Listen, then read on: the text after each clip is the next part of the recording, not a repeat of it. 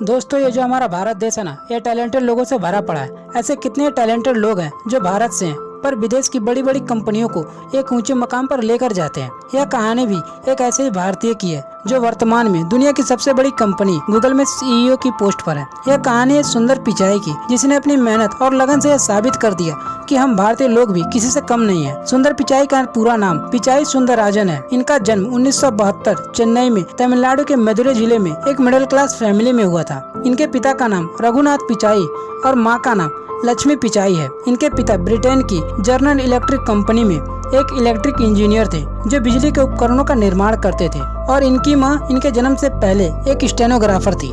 इन्होंने अपने 10वीं की पढ़ाई जवाहर विद्यालय से पूरी की और 12वीं की Vanwadi matriculation higher secondary school से पूरी की। इनकी आर्थिक स्थिति इतनी अच्छी नहीं थी। इनका परिवार 2 कमरों के एक मकान में रहता था। घर में ना तो टीवी थी और ना ही कार। सुंदर की पढ़ाई के लिए कोई अलग कमरा भी नहीं था। इससे इनके परिवार की परिस्थिति का आप अनुमान लगा सकते हैं। लेकिन इंजीनियर पिता ने बचपन में अपने बेटे के मन में तकनीक के बीज बो दिए। महज 17 साल की उम्र में सुंदर ने आईआईटी प्रवेश परीक्षा पास कर खड़गपुर में दाखिला लिया। 1992 में आईआईटी खड़गपुर से अपनी इंजीनियरिंग की पढ़ाई के दौरान सुंदर हमेशा अपने बैच के टॉपर रहे। 1993 में फाइनल एग्जाम में भी अपने बैच में टॉप करने के साथ इन्होंने रजत पदक हासिल किया और आईआईटी खड़गपुर से मेट्रोलॉजिकल इंजीनियरिंग में बीटेक पूरा किया। एक स्कॉलरशिप में चुने जाने के बाद इन्होंने स्टैनफोर्ड यूनिवर्सिटी से मटेरियल साइंस और इंजीनियरिंग में मास्टर ऑफ साइंस की डिग्री हासिल की। एमएससी की डिग्री पूरी करते ही ये पीएचडी की पढ़ाई शुरू करना चाहते थे, लेकिन अपने आर्थिक स्थिति के कारण यह आइडिया इन्होंने बीच में ही छोड़ दिया और यूएस की एक कंपनी में बतौर इंजीनियर और प्रोडक्ट मैनेजर के रूप में काम करने लगे।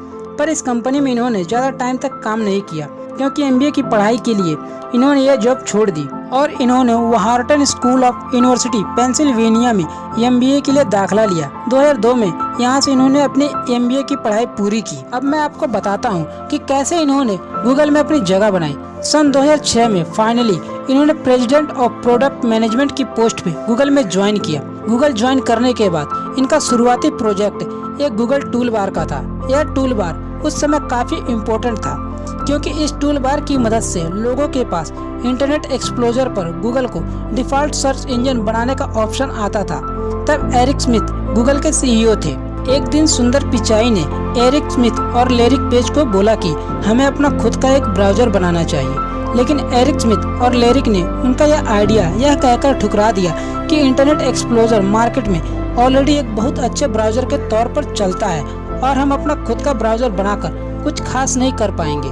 इसलिए तुम अभी सिर्फ अपने गूगल टूल बार प्रोजेक्ट पर ही ध्यान दो और यही प्रोजेक्ट कंप्लीट करो। लेकिन पिचाई ने कहा कि एक दिन माइक्रोसॉफ्ट अपना खुद का सर्च इंजन ब्राउजर बना ले, इससे पहले हमें अपना खुद का ब्राउजर बना लेना चाहिए। लेकिन उनकी इस बात पर एरिक स्मिथ और लैरी ने ध्यान नहीं दिया। इसके बाद सुंदर पिचाई ने इस टॉपिक को फिर कभी नहीं छेड़ा और एक दिन वही हुआ जो सुंदर ने बहुत पहले ही कह दिया था। माइक्रोसॉफ्ट ने रातों रात इंटरनेट एक्सप्लोरर से गूगल को हटाकर बिंग को डिफॉल्ट सर्च इंजन बना दिया और एक ही रात में गूगल ने अपने 300 मिलियन कस्टमर खो दिए। लेकिन तब तक सुंदर और उनकी टीम ने गूगल टूल बार ऑलमोस्ट बना चुकी थी और बचा हुआ काम उनकी टीम ने अपनी पूरी जी जान लगाकर बहुत जल्द ही गूगल टूल बार बनाकर उसे मार्केट में लॉन्च कर दिया। इस टूल बार से गूगल को काफी मदद मिली और 80% कस्टमर वापस आ गए। इस तरह एक भारतीय ने दुनिया की सबसे बड़ी कंपनी को डूबने से बचाया। तब जाकर एरिक और लैरी पेज को सुंदर की वैल्यू समझ में आई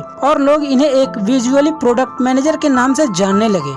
इस घटना के बाद 2008 में जब गूगल क्रोम की शुरुआत हुई, तब इसकी मैनेजमेंट की जिम्मेदारी सुंदर और उसकी टीम को दे दी गई और बहुत ही कम समय में गूगल क्रोम दुनिया का सबसे ज्यादा यूज करने वाला ब्राउजर बन गया। और 2008 में ही सुंदर पिचाई को vice president of product development की पोस्ट पर प्रमोट कर दिया गया। 2012 में इन्हें senior vice president of Chrome and apps की पोस्ट पर प्रमोट कर दिया गया और एक ही साल बाद इन्हें एंड्रॉइड के प्रोजेक्ट को भी लीड करने की जिम्मेदारी दे दी गई, जहां इन्होंने एंड्रॉइड 1 की शुरुआत और 2014 में इन्हें दोबारा प्रमोट करके इन्हें हेड ऑफ प्रोडक्ट की पोस्ट दे दी गई। इसके बाद सुंदर पिचाई को हर दूसरी बड़ी कंपनी से ऑफर आने लगे, यहाँ तक कि माइक्रोसॉफ्ट के सीईओ की पोस्ट के लिए इन्हें ऑफर आया, लेकिन इन्होंने गूगल का साथ नहीं छोड़ा और 2015 में इन्हें गूगल के सीईओ की पोस्ट पर प्रमोट कर दिया गया।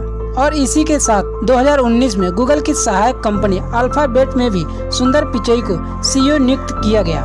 यह हमारे लिए एक गर्व की बात है कि एक भारतीय दुनिया की सबसे बड़ी कंपनी का CEO है। तो दोस्तों, यह थी सुंदर पिचई की कहानी। उम्मीद है आप लोगों को यह कहानी पसंद आई होगी। अगर वीडियो अच्छी लगी हो तो इसे लाइक, शेयर और कमेंट जरूर करें और हमारे YouTube चैनल को सब्सक्राइब करें। इसके साथ दोस्तों, मैं अब अलविदा लेना चाहता हूं और हम फिर मिलेंगे हमारे नए वीडियो में। तब तक के लिए अलविदा।